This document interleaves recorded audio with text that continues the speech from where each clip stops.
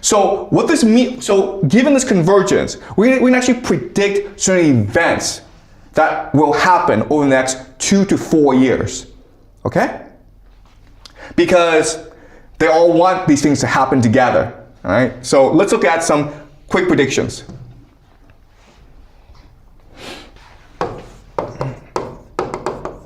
Okay? First prediction, of course, is that the US will use ground troops. Because using ground troops will create a national draft. And what does a national draft do? It creates a civil war, right?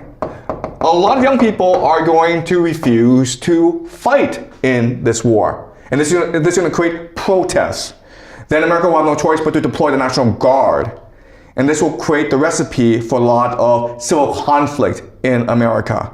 Okay? Another thing that will happen is because you use ground troops, you will lose the war, and then CENTCOM, which is the American military in the Middle East, will then transfer over to Israel. Okay?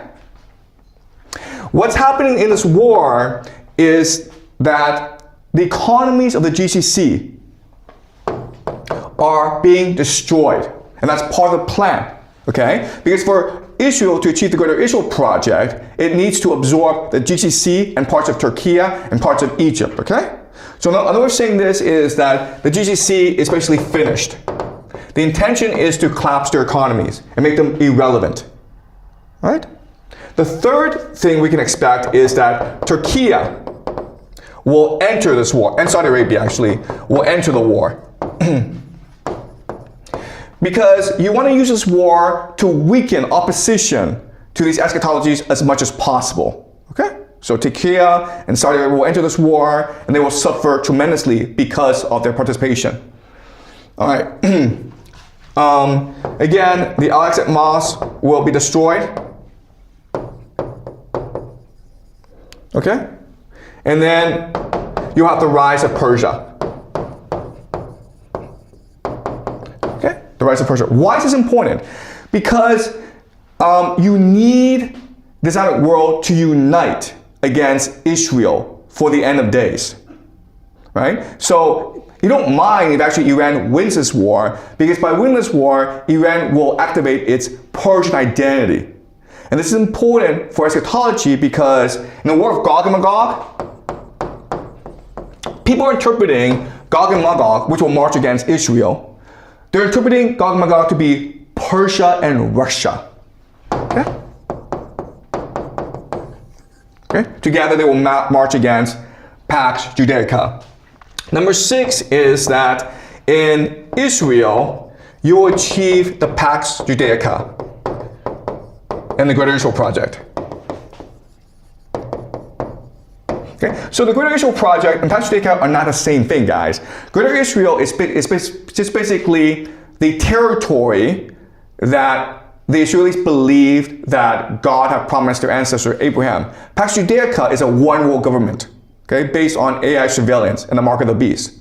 So what will happen is that Israel will use this war to expand its territory, and then what will happen is that capital, technology, will then start to flow to Israel in order to create the Pax Judaica. So think of companies like NVIDIA, Oracle, Microsoft, Google. Well, they'll probably transfer themselves to Israel because that is where the power will rest.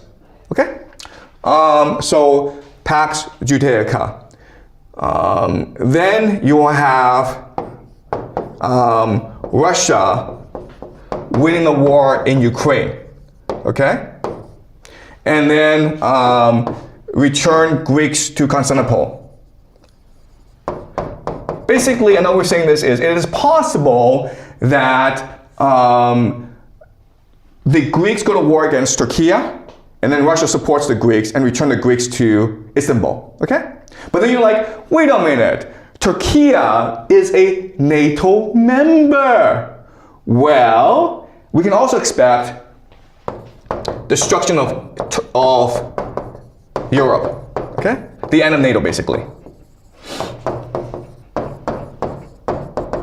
So, this war in Ukraine it's not just about Russia protecting its borders. This war in Ukraine is also meant to achieve Orthodox eschatology, to destroy Europe, to destroy NATO, so that Russia can achieve the third Rome prophecy. That means the destruction of Europe. So I will discuss the Russian-Ukraine war later on as we go along, okay? But what I'm trying to show you is that just by, okay, analyzing the most extreme eschatologies of different religious traditions, you can then, from this analysis, pick out points in which they agree. Okay? And at these points, you can figure out then how they will affect current geopolitics to make certain predictions about how the war will progress, about how the world will transform itself in the next 2 to 4 years. Okay? So this is called the law of eschatological convergence. It gives us tremendous insight into why things are turning out the way they are. Okay? Because again, I keep on saying this, but purely from a geopolitical perspective, purely from a realpolitik perspective, this war in Iran makes no sense. But if you look at it from an eschatological perspective, then it makes perfect sense. Okay? Any questions? Yes. But I think, like, if we look into the war between America and Iran, I think Trump is trying to destroy Iran as the same way that he destroys Venezuela, but it fails, which led Iran to fight back. So I think this could also explain in a political way, but not religious. Okay. All right. That's a great point in that, listen, there's an explanation, which is that Trump is just stupid. He's arrogant. They had too much success in Venezuela. They go into Iran, and they think it's the same thing. And now they're losing, okay? And because they're losing, they are just panicking, okay? Okay, that's true. And if this explanation is true, then what will happen, what we can expect to happen is that Trump declares victory and goes home. Okay? That's what we can expect. And if the US does go home, then you're right. Okay? So we can expect, but sorry, the question then is what happens next few months? All right. What you need to understand is this. War is not simple. Once you start a war, you can't end the war. All right, so let me explain really quickly why, okay? So you have Iran, and the main advantage that Iran has over the United States is the GCC cannot defend itself, okay? Because it's just a desert. And Iran, it's a mountain fortress, so it can shoot rockets, it can shoot drones at the GCC, and the GCC can't defend itself, okay? Before they thought these US bases could defend against Iran, but now you recognize these US bases can't defend themselves either, okay?